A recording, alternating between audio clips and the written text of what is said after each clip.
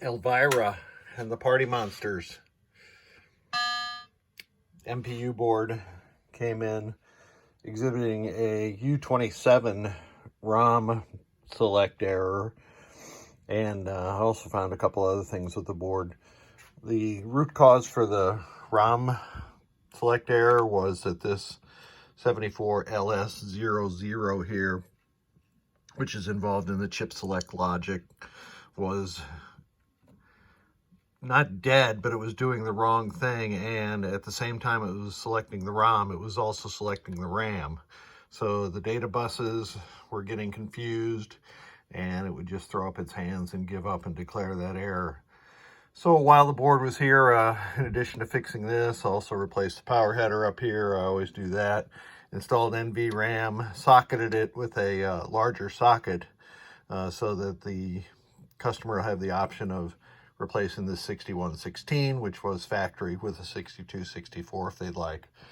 Along the way, the board had a little bit of corrosion here, so I've cleaned that up. You can see I've sanded that down to bare copper and conformal coated it. You can kind of see it there, so it won't oxidize any longer.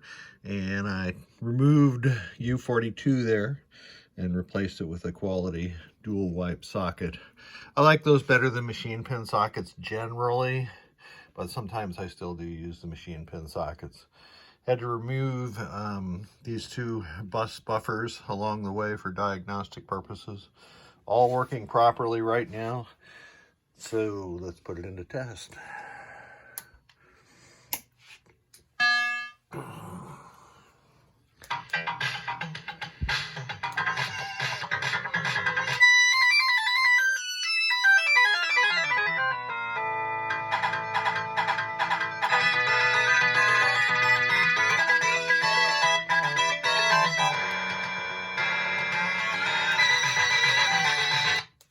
All those were coming from the CPU board, I believe.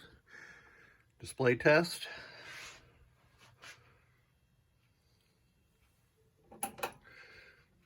All working properly.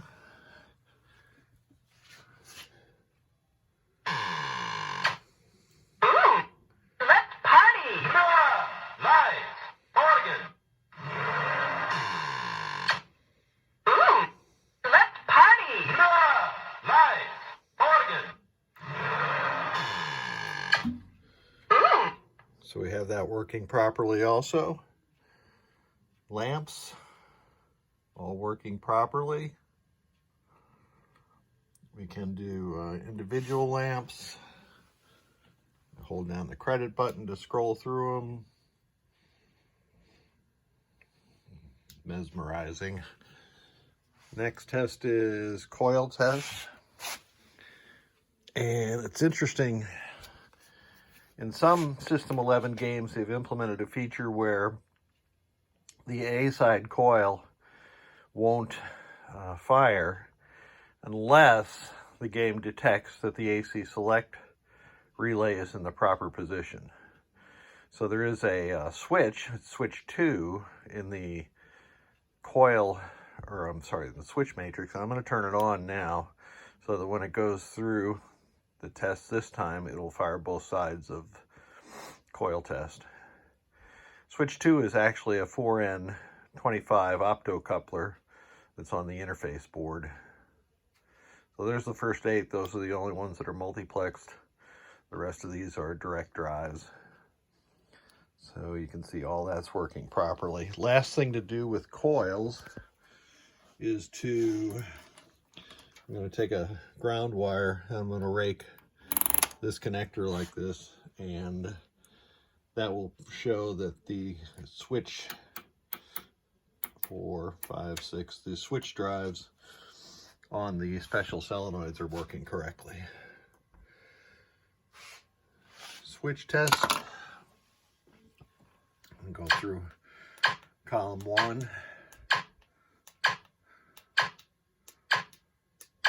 Here at switch 2, you can see that's the AC relay position switch. We have that documented in the pin wiki, by the way. Okay, the last switch on Elvira is switch 58, and the game won't report anything higher than 58. Switch edges is the same. I'm just going to scroll through this, and the game will reboot. There goes your lamp matrix. It's doing what it's supposed to do. None of the coils are on it this time, which is correct. And we're ready to fire Elvira up and get a nice game of pinball in. Thank you so much for sending the board. It's greatly appreciated.